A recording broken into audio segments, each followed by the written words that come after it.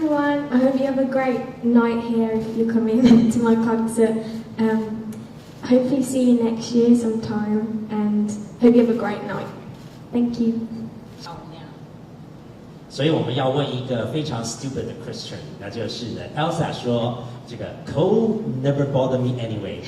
所以呢，小康你会怕冷吗？因为你来到亚洲会觉得很热，但是其实你是怕冷的人还是不怕冷的人？ Well, in England it's really, really cold. So everyone says it's cold here at this time of the year, but I think it's really hot.